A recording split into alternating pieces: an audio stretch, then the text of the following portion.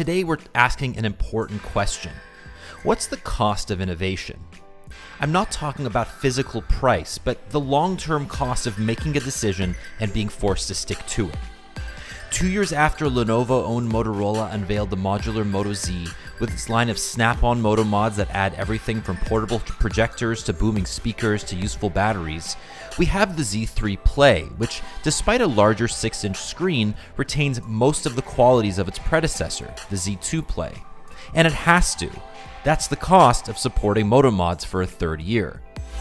Moto mods are a fixed height and width, which means the Z3 Play shares nearly the identical dimensions to the Z2 Play.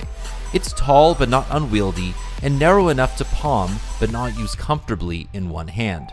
At 6.75mm thick, it feels almost too thin to use without a Moto mod attached. But that's the point. This phone is a vehicle for Motorola's innovation.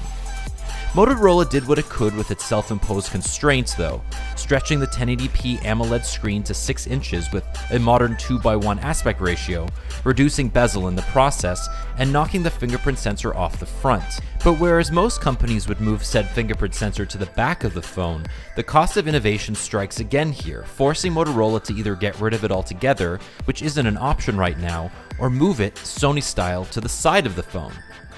What's weird about this setup is that unlike Sony's Z5 series, the fingerprint sensor doesn't pull double duty as a power button.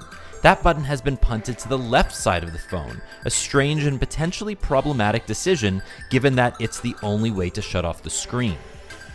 Like the Moto G6 series, the Z3 Play has a back covered with Gorilla Glass 3, which looks nice but will probably scratch more than the aluminum of the Z2 Play. The phone's sides are Series 6 aluminum, and the buttons feel exceptionally clicky and responsive, something I'm very happy to report. Less ideal is the single front-facing speaker and the lack of a headphone jack, which marks the first time a Play Series device hasn't had one.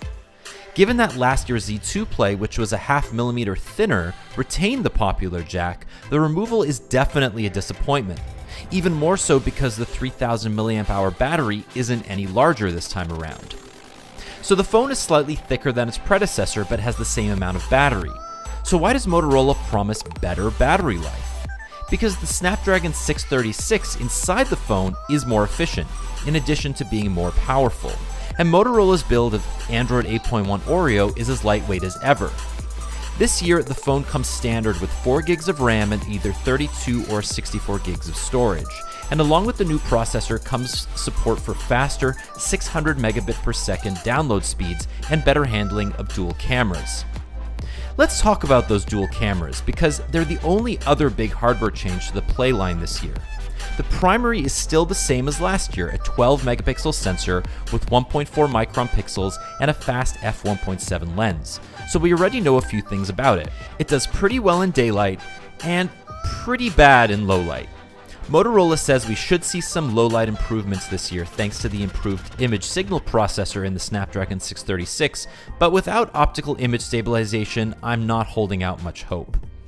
The secondary sensor is 5 megapixels and is built for depth alone, so expect portrait mode, spot color, cutout mode, and all the other niceties you'd expect from more expensive phones.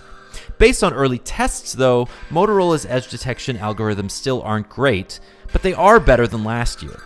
A couple cool things about the camera though, built-in Google Lens support, and a new Cinematograph mode which lets you create short GIFs, not GIFs, by painting part of the screen with movement.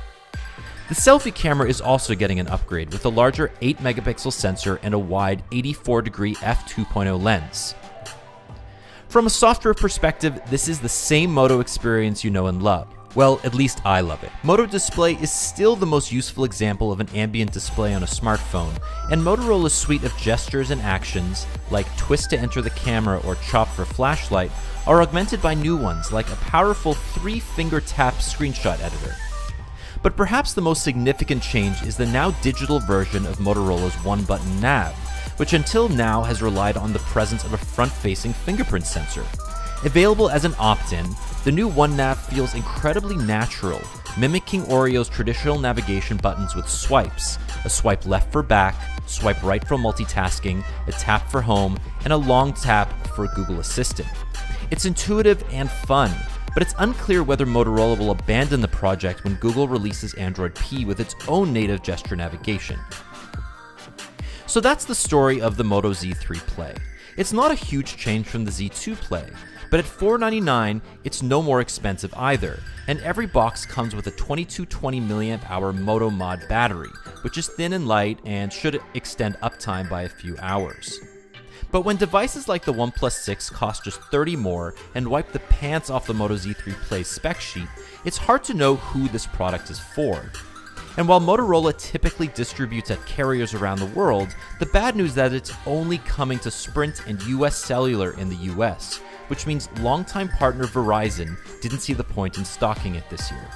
It'll also be available unlocked too, and in Canada at Bell, Videotron, and others.